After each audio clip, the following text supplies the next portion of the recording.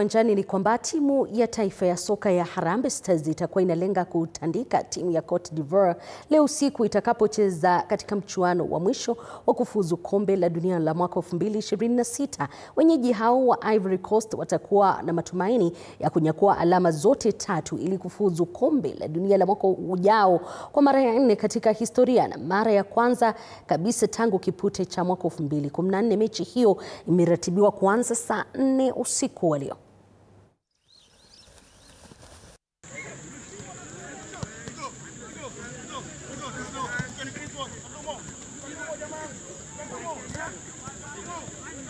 Tough match, wako number 1 kwa group.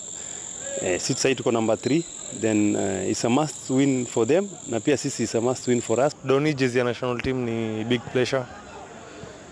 Ni pleasure kubwa kwa sababu ni jezi na carry weight sana. Kwa tuna represent millions of